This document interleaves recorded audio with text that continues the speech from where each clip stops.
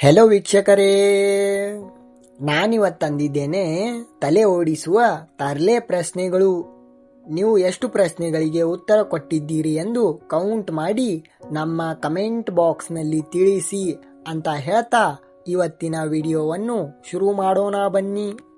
ಪ್ರಶ್ನೆ ಸಂಖ್ಯೆ 1. ಒಂದು ಬಾವಿಯಲ್ಲಿ 5 ಕಪ್ಪೆ ಇರುತ್ತೆ. ಅದರಲ್ಲಿ 2 ಕಪ್ಪೆ ಸತ್ತು ಹೋಗುತ್ತೆ. ಇವಾಗ ಬಾವಿಯಲ್ಲಿ ಎಷ್ಟು ಕಪ್ಪೆ ಇದೆ? ನೋಡೋಣ ಉತ್ತರ ಗೊತ್ತಾಯಿತಾ? ನೋಡೋಣ ಉತ್ತರ ಹೇಳಿ.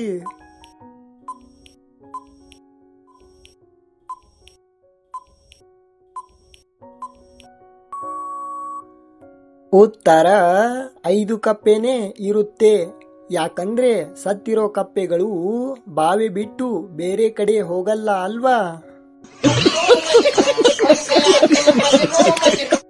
ಪ್ರಶ್ನೆ ಸಂಖ್ಯೆ 2. ಒಂದು ಕೋಣೆಯಲ್ಲಿ 10 ಮೇಣದ ಬತ್ತಿ ಉರಿತಾ ಇರುತ್ತೆ. ಗಾಳಿ ಬಂದು 3 ಆರಿ ಹೋಗುತ್ತೆ. ಕೋಣೆಯಲ್ಲಿ ಎಷ್ಟು ಮೇಣದ ಬತ್ತಿ ಉಳಿಯುತ್ತವೆ? ನೋಡೋಣ ಉತ್ತರ ಹೇಳಿ. ಉತ್ತರ ಕಮೆಂಟ್ ಮಾಡಿ. ಕಮೆಂಟ್.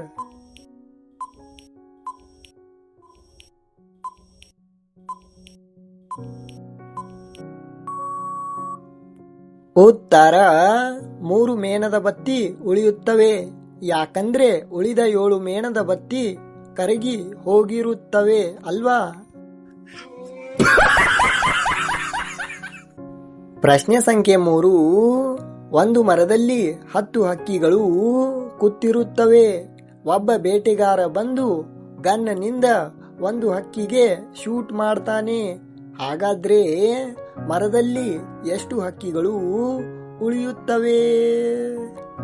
ಉತ್ತರ ಹೇಳಿ ನೋಡೋಣ.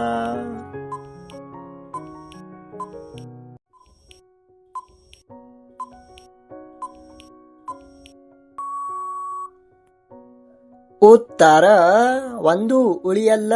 ಯಾಕಂದ್ರೆ ಗನ್ ಸೌಂಡಿಗೆ ಉಳಿದ ಎಲ್ಲ ಹಕ್ಕಿಗಳು ಹೆದರಿ ಹಾರಿ ಹೋಗುತ್ತವೆ.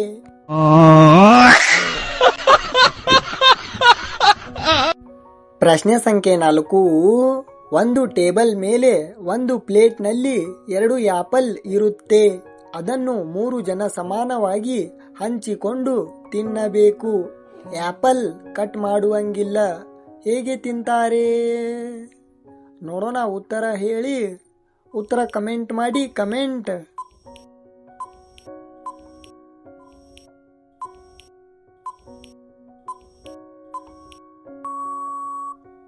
ಉತ್ತರ ಒಬ್ಬೊಬ್ಬರು ಒಂದೊಂದು ತಿಂತಾರೆ. ಪ್ರಶ್ನೆ ಸರಿಯಾಗಿ ಗಮನಿಸಿ. ಟೇಬಲ್ ಮೇಲೆ 1, ಪ್ಲೇಟ್ ನಲ್ಲಿ 2 ಅಂದ್ರೆ ಒಟ್ಟು 3 ಆಪಲ್ ಇವೆ ಅಲ್ವಾ? तू समझा? हाँ. नहीं, तू समझा नहीं. ಪ್ರಶ್ನೆ ಸಂಖ್ಯೆ 5. ರಾಮು 10ನೇ ಮಹಡಿಯಿಂದ ಕೆಳಗೆ ಬಿದ್ದರೂ ಅವನಿಗೆ ಒಂದು ಚೂರು ಪೆಟ್ಟು ಬೀಳಲ್ಲ. ಅವನು ಸಾಯ್ತಾನೂ ಇಲ್ಲ. ಹೇಗೆ ಸಾಧ್ಯ? ನೋಡೋಣ ಉತ್ತರ ಗೊತ್ತಾಯಿತಾ? ನೋಡೋಣ ಉತ್ತರ ಹೇಳಿ.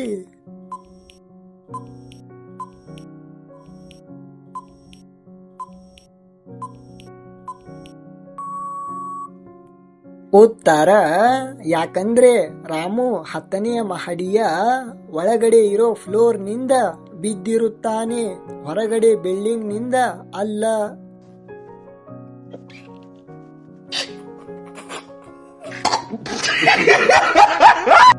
ಈ ರೀತಿಯ ಪ್ರಶ್ನೆಗಳು ನಿಮಗೆ ಗೊತ್ತಿದ್ದರೆ ನಮ್ಮ ಕಮೆಂಟ್ ಬಾಕ್ಸ್ ನಲ್ಲಿ ತಿಳಿಸಿ ಅಂತ ಹೇಳ್ತಾ, ಈ ವಿಡಿಯೋವನ್ನು ಇಷ್ಟವಾದರೆ ಒಂದು ಲೈಕ್ ಅಂಡ್ ಸಬ್ಸ್ಕ್ರೈಬ್ ಮಾಡಿ ಅಂತ ಹೇಳ್ತಾ, ಮತ್ತೆ ಮುಂದಿನ ಹೊಸ ವಿಡಿಯೋನಲ್ಲಿ ಸಿಗೋಣ.